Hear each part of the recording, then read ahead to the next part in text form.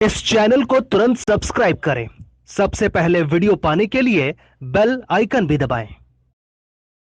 नामांकन भरने के बाद पूरे आत्मविश्वास के साथ निर्वाचन अधिकारी के दफ्तर से बाहर आती ये हैं ज्योति मिर्धा, जिनको कांग्रेस ने नागौर से पार्टी का उम्मीदवार बनाया है। नामांकन के बाद ज्योति मिर्धा ने बीजेपी पर जमकर हमला बोला। मिर्धा ने कहा कि नागौर में 5 साल में कोई विकास नहीं हुआ, भाजपा ने सिर्फ कांग्रेस के काम को ही आगे बढ़ाया और श्रेय ले लिया। देखिए, लोगों की अपेक्षाएं इस तरीके की होती है, ऐसा नहीं है कि काम नहीं हुआ। मैं आपको बताती हूँ, जब मेरा पहला कार्यकाल रहा था उसके अंदर जो मूलभूत समस्याएं थी वो गाँव में हमें देखने को मिलती थी। आप किसी गाँव में जाते थे, वहाँ सड़क नहीं मिलती थी। आप कहीं जाते थे, वहाँ शौचालय देखने को बहुत कम मिला करते थे।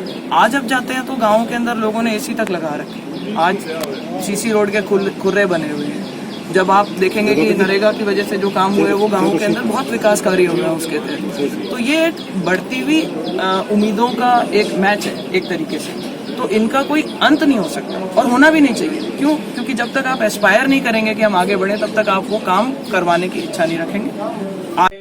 वहीं एनडीए उम्मीदवार बेनीवाल द्वारा उनको बाहरी प्रत्याशी बताने पर ज्योति मिर्धा ने कहा कि बेनीवाल सिर्फ आरोपों की राजनीति करते हैं। बेनीवाल पर पलटवार करते हुए कहा कि 3 बार विधायक रहने के बावजूद उनके पास गिनाने लायक कुछ नहीं है।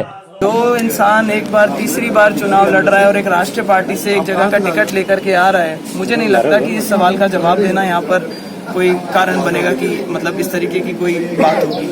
अब रही बात की जो ये आरोप लगा रहे हैं, क्योंकि कोई वास्तविक आरोप तो है नहीं। जब उनसे पूछते हैं काम क्या करे, बोले मैंने संघर्ष किया। आपने उपलब्धियां गिनाई है आपके और आपके पिताजी यहाँ पर बहुत बार, 2 बार वो एमएलए रह गए, तीसरी बार आप बन करके आए हैं। तब फिर वो यहाँ पर आकर के बताते हैं मैंने यहाँ धरना दिया, मैंने लोगों को जागरूक करा, मैंने लोगों को ये करना सिखाया, संघर्ष करना सिखाया। अगर कोई एक्चुअल काम बताएं तो समझ में आती है। आपका काम, आप एमएलए हैं, आपका काम लेजिस्लेशन का है। और वो मैंने सुना है कि उनके पास में एक लॉ की डिग्री भी है। तो अगर उनको बेहतर पता होगा कि एक जनप्रतिनिधि जो एमएलए होता है या एमपी होता है, उसका पहला काम लेजिस्लेशन का होता है, चाहे वो विधानसभा में करे, चाहे वो संसद में पहुंच करके करे। तो उन्हें अपनी जिम्मेदारी निभानी चाहिए, बजाय कि दूसरों के ऊपर उंगलियां उठाएं। वहीं ज्योति मिर्धा के समर्थन में अशोक गहलोत और सचिन पायलट ने नागौर में एक बड़ी जनसभा को भी संबोधित किया।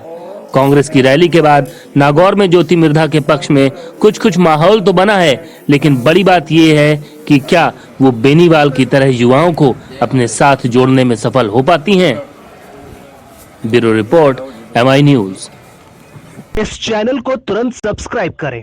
सबसे पहले वीडियो पाने के लिए बेल आइकन भी दबाएं।